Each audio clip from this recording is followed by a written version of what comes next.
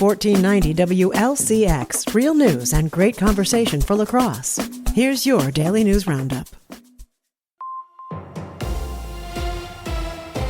For Civic Media News, I'm Connie Fellman. A new report is suggesting use of force by Madison police led to a man's death in 2024. The department's interim independent police monitor released findings from the encounter this week after the man's mother had filed a complaint. The report found 32-year-old Richard Johnson's death was caused by, quote, restraint, cardiac arrest, and not an overdose of drugs as reported by the medical examiner. The report noted details being left out of the police report by officers who were involved with the in-custody death.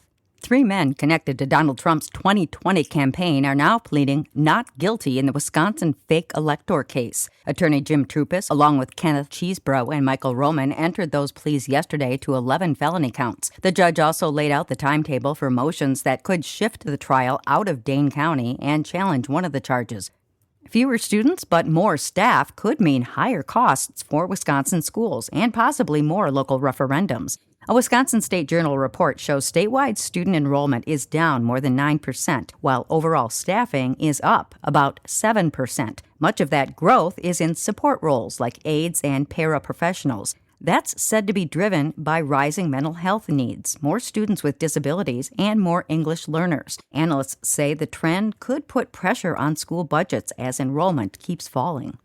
More support is on the way for Wisconsin's meat processors with new state grants aimed at helping local businesses grow and modernize. The Department of Agriculture says 18 processors will share $700,000 through the Meat Processor Infrastructure Grant Program. The funding will help companies upgrade equipment, expand facilities, and increase production. State leaders say the goal is to strengthen the food supply chain and support farmers across Wisconsin.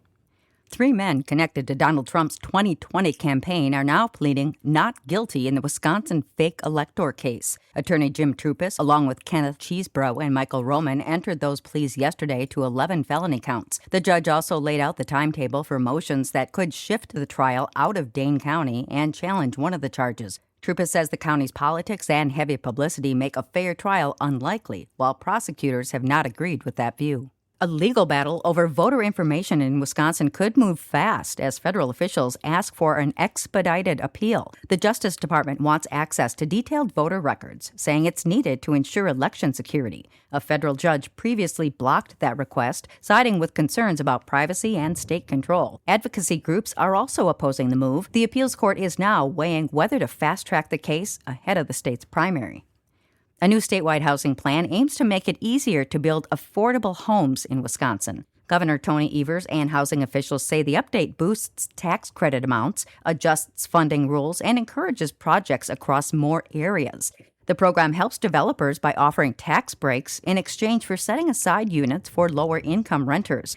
Leaders say more than 61,000 units have been built or improved through similar efforts over the years. They say the changes are meant to keep up with rising costs and growing demand. Strawberry season has begun amid another year of challenging weather. Farmers say late spring frosts and recent rainfall threatened crops statewide, with some reporting damage from winter injury and other related issues.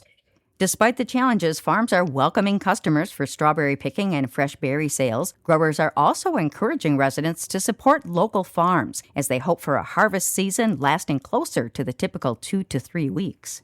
And that's your state update. I'm Connie Fellman for Civic Media News.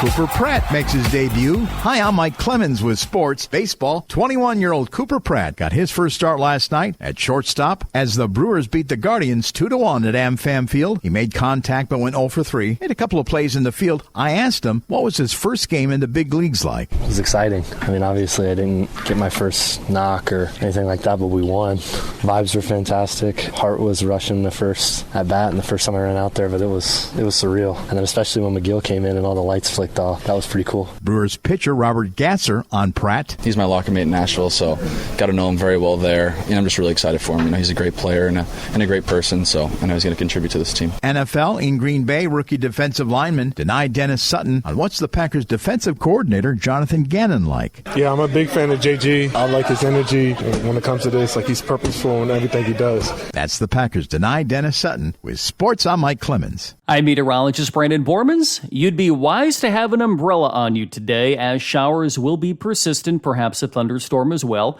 It'll be cool, too, with a high of only 67. Showers and thunderstorms tonight, gradually tapering off as the night goes on. Low temps in the low to mid-50s. That's your La Crosse News Roundup from WLCX. Find more news anytime at lacrosseeagle.com. Subscribe to this podcast on Spotify, Apple, or wherever you find your podcasts.